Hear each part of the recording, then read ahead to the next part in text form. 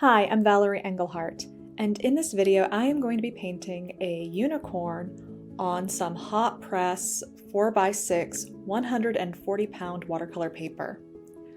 I'm using my size 8 round brush, which I'm going to use for the majority of the piece. It's my favorite brush. And the paints I'm going to be using are my Schmincke Ultra Granulating Tundra paints. So I'm starting off with Tundra Orange, and I want to keep things very light to start since I don't sketch before I paint.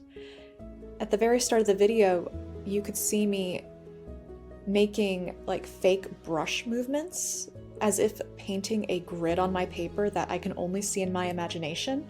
And that's because off to the side on my tablet, I have a picture of a horse that I have notonized, so it's in black and white, and I've have it isolated into 3 values: white, gray, and black.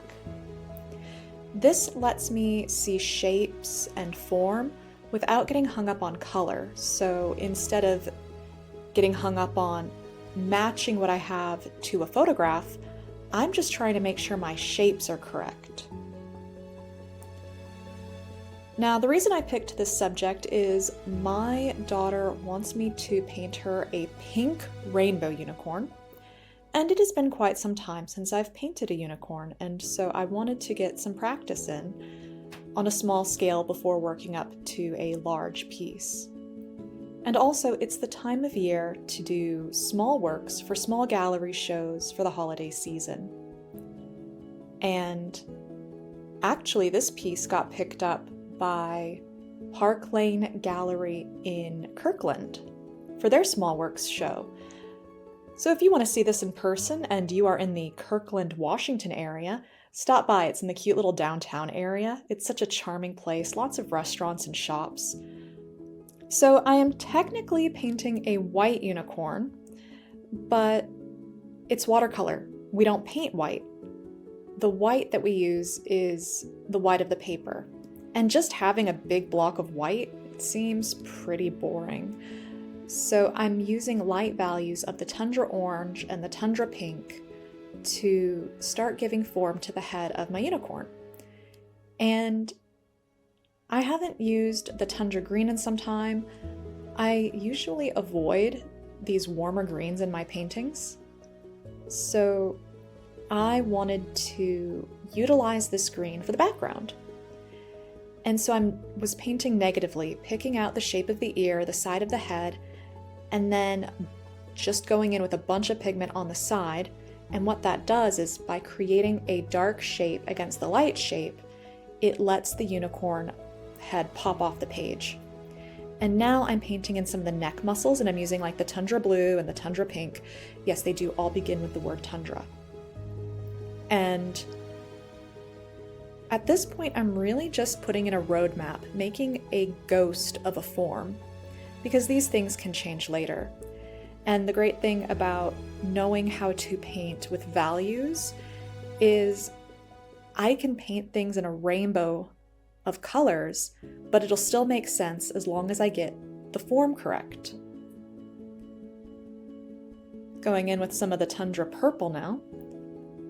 It is a lovely color to use for shadows. And I do have my block at a bit of an angle, so the paint will drip downwards. There will be movement, and that movement is down with gravity. And like right there, I'm not painting in an eye right now, I am painting in a shadow of where the eye could go. The ears, I'm not really too focused right now, just creating a shape of where the ears could go, but I can move things. Watercolor is usually thought to be unforgiving, and in some cases I guess that's true, but if you really get to know the medium and approach things with confidence, you really can make changes as you go. But you do need to put in those brush miles. I hate to say it, I wish there was the secret tip, do this one thing and you are instantly a master of the medium. But that's just not the case. And a lot of it is also the style you like to paint in. The advice I have might not work for somebody who likes to paint in many glazed, luminous layers. But if you want to paint like me, listen up, because I am hoping that the things I say will help, or at the very least inspire you to take a look at how you paint and maybe add some of these techniques into your repertoire. So one thing about hot press paper is even as the paint dries, it's usually pretty easy to move the paint. So right there was that like block of shadow. I didn't like the shape. That area had mostly dried, but I was still able to move it. In a way, almost erase it. And it also helps in knowing your pigments. I knew that that color was not staining and would lift easily. So by going in with just my wet brush and wiggling it around a bit, I was able to adjust that shape without causing any problems. And that's one thing I really love about granulating paints, is many of them are not staining. Don't think that they all aren't, but many of them I find lift very easily. That can, however, be a curse depending on how you paint. If you like to paint in a lot of thin layers, you might not want the granulating paints because they are more likely to move when you paint back over them. Thankfully, the way I paint, that works for me. So I'm going in with the nostril now. I'm very careful not to just create two big round voids. A horse does have an interesting shape to their nostril, and I want to make sure to get that shape correct. But with watercolor, you have to let things dry before adding more. And the whole muzzle area is a darker tone. So I'm going in and adding shadows and darkness, let it dry, and then go back in and accentuate certain parts, then let it dry again. And as it dries, you can see that there's some of the separation of the paints. The green actually has these orange undertones. And I'm getting a lot of these cauliflower blooms, which up in the mane helps create that softness. And by bleeding things away, especially at the top of the mane, it creates a sense of movement. Especially having lost and found edges, it means that your subject is alive and moving, is not standing perfectly still, because a photograph, you can usually catch all of the details, every single line, but if a unicorn is galloping toward you, those lines are not going to remain sharp. Everything's moving. And so that's what I want to do, is I want to paint movement as well as my shapes and forms. And notice how certain things were super dark before, but as the watercolor dries, it really does get quite pale. So don't be afraid to go darker than you need to go. If you lay down a color and you're like, that is the perfect value, that's exactly how dark I need it to be, then it's not dark enough, because when it dries, it will dry much paler. All right, so I did let the first layer completely dry, and don't use a blow dryer, because if you see all of those lovely watermarks and drips, that happens because I let things dry naturally. Now, as I do more detail and have less swaths of just color, then you can pull out the blow dryer. If I just wanted those two lines there on the nostril and needed it dry immediately, I'm not relying on trying to get more texture marks and blooms. So if I had to hit it with a blow dryer at that point, that'd be fine. But I would really recommend, for especially the first wash, let it dry naturally. It's a pain. It can take a while, especially if you live in a cooler climate or a wetter climate, because it's getting cool here in the Pacific Northwest. But it is worth it for the painting. It is worth it to let the watercolor dry the way that it would naturally to get those granulating marks. Now, another thing that can be a bit troublesome mentally is when you start adding detail to a certain area, it obviously looks darker than all of the other areas, and can make me at least think, oh no, I'm messing up, when that's not the case. So try not to panic or think that you need to fix things this early in the process. At the end of the wash, I had a good roadmap of a unicorn where you could look at it and see that there was a horse. Obviously with the unicorn, I will need the horn, but you could see that something was looking horse-like. Now, I painted in the eye on top of what was already there, and then while that area was still damp, I lifted that kind of a crescent moon shape at the bottom of the eye to give it that more orb form and to show that there is light. And at this point, I'm going around and adding in just shapes and values, maybe warming up some areas, cooling down others. And now I'm going in with my tundra green and painting negatively between the neck, chest area of the unicorn and its face, because I do want to define those two areas, and I do want that green that I have in the upper right corner to continue. And so where would it continue? Well, if you follow the line down, it would go between that gap between the head and the neck. Now, I'm going in really thick now with that paint because I want there to be a lot of contrast. But when you go in really thick, especially with these granulating paints, it can look a little flat, a little heavy, and not in a charming way. So I wetted the area around it with just some clean water and then introduced more water into the globbed spot to get that paint moving. And I'm picking it up, I'm moving my block around because I want to get multiple directions happening with my drips. But see, now that I added that darker green up at the top, the forehead of my unicorn is now more pronounced. And because this is a white unicorn, the best way to paint white in watercolor is to paint a dark color around it. Now that is the most simple way to put it, but there is color on that unicorn because that form has shadows, planes of the face, little hollowed areas in the skull. It has that large cheek at the, is that part of the jaw? Gosh, horses are incredible and powerful, and honestly, I'm surprised more people aren't scared of them. But right now, I'm using a synthetic brush, a size 3 Da Vinci Cosmo Top Spin round brush, because it doesn't hold so much water.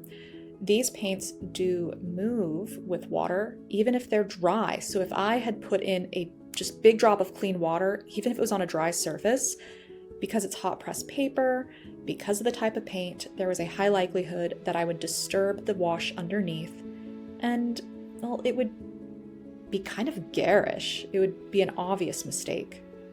Just another thing of getting to know your pigments, getting to know how you like to paint. And you just got to do that by painting a lot. Going under the jaw now with some of that tundra blue because I do want to have that head more pronounced than the neck. And sometimes when painting the shadows, especially on a horse's neck, I mean, they are so powerful. Those muscles, the way they ripple is incredible. But the painting's not done, right? And so when you're halfway through and you're painting in some of these shadows and forms, it can look a bit odd. And it can make you hesitate. It certainly does for me, and I've been painting for a while. But I've also been painting long enough to know to trust the process. So even though I will feel the tug of, oh no, I should go in and remove it, I'm able to just stop, take a step back, just leave it alone, go work on another area. And if it gets bad enough where you're really getting bothered, put the painting away. Just go put it away, go do something else, anything else. And then come back to it when you're ready. And I know that it can be frustrating whenever you're working on something and something's not going right and you just want to fix it, and if you leave it alone, it's on your mind and it's bothersome. I get it. I really do. I am the sort of person where when there's a problem, I have to fix it, and I have to fix it now. So painting this style in watercolor is I don't know if I'd call it therapy for me necessarily, but it does help me learn more about myself and grow as a person. Or as a monster. I'm not really sure yet. No, I don't paint anything too weird to get that title yet. It makes me grow as a person. Now, because I do like lost and found edges, and I know that this paint lifts easily, I am softening some of the borders where like the background was hitting the neck. Even just little bits of lost and found. It doesn't need to be super pronounced, especially on such a small painting. And there I went to add a little more depth to the eye, and it made it look really cartoony. And that was one of those moments where I knew if I'd left it, I would regret it. So if you do something like that on this stage of your painting, just grab your paper towel or regular towel and press and lift. Don't rub. And you don't need to press super hard. I just say press because you don't want to rub it, you don't want to make a scrubbing motion, just down and up. Now, I noticed on the horse's face, it was getting a little wider than it should have. So when that happens, create a hard dark line and just reshape the face. Because I already have that green background, I was able to just go and put in another line and there, problem solved. So now that you've been watching this a while, do you still think that watercolor is so unforgiving? I don't know, maybe you still do, but that's part of the fun of it. Maybe part of the lesson is that we don't need its forgiveness. All right, and I keep having to go back and strengthen shadows here and there, because watercolor does dry paler. All right, I stepped back and let it dry again, and on to the third go of this.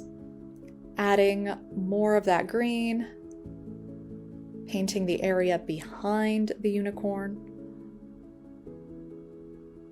And one of the fun things about painting a unicorn is that at this point, I've still not put a horn in. And if I went, you know what, I decided this is actually a horse, I could do that. And it wouldn't matter. But I'm not painting a horse, I'm painting a unicorn, darn it. But because of the way I'm painting, that horn's gonna go on at the very end. But the nostril of a horse is pretty pronounced, so I am working on that area more.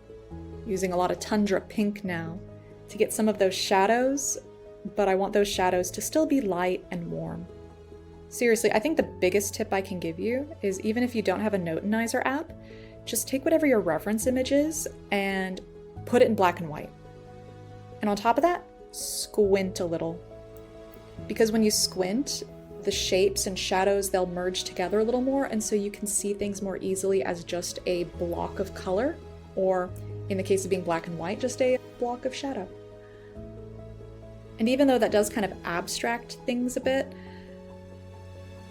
it is easier to paint shapes than it is to paint a horse. Painting a horse, or a unicorn, is kind of intimidating, but painting this rounded crescent moon area, that's easy. Painting this elongated triangle, that's not so bad. Painting a teardrop shape, psh, child's play. All right, I was really hoping not to have to squeeze out more paint, but I needed more of that tundra orange. So squeezed out some nice fresh pigment, and I'm going over areas that I need to push back in space, but also want to liven up, give a bit of a golden glow. And I love to use paints fresh from the tube. It lets me go through different colors depending on what my mood is, without having to have a bazillion palettes. So I'll have my tube paints, grab just a scrap of paper, squeeze it on, and then I can use whatever I want. And because it is watercolor, I don't have to throw the paper away when I'm done. I can use the paints again, which is actually what I did for this unicorn. The paints I'd actually squeezed out previously for a different painting that I will put on my channel in the future. But now I have grabbed some gouache. I'm just eyeballing how I want that horn to be, and I have no reference image for this. It's a long triangle with a rounded base. And it is important to get the angle right, but that's why I kind of like mock painted it first, where I practiced how my brush was going to move before actually touching paint to paper. Now, I usually like to use watercolor ground for a unicorn horn because watercolor ground has like a lot of texture to it and it kind of pops off the page just a little bit for that touch of 3D effect. But I really needed this particular painting to dry quickly because I needed to get it submitted for the art call. And in order to submit something for the art call, I had to get it like pictured, and in my case, I scan my art. So it needs to be dry if it's going to go in the scanner, and watercolor ground takes about a day to dry naturally, and it's something you have to let dry naturally. Using the blow dryer on watercolor ground just does not work. So I went with gouache, because gouache will dry quickly, and I can use a blow dryer on gouache. But gouache is also a great tool if you lose your whites on your painting. Just apply some gouache, bring some of that shine back. And I've got like a super fine liner now that I'm going in and adding some lines for details. Oh man, I just had a totally metal idea for how to make a unicorn but have it also be horror. But I'm not going to mention that because I'm not sure everyone on this channel enjoys horror. But if you want to know what just came into my brain, leave a comment below, I'll let you know. I think it's really clever. I'm sure a lot of people have probably already done it and wouldn't think it's clever at all, but I have suddenly gotten excited about something. And I love feeling excited about painting again. And here's the finished painting. If you liked this video, press that like button so I know to make more like this. And if you want to see more from me, subscribe because I make videos every Monday and Thursday. Thanks so much for watching. I'll see you next time. Bye!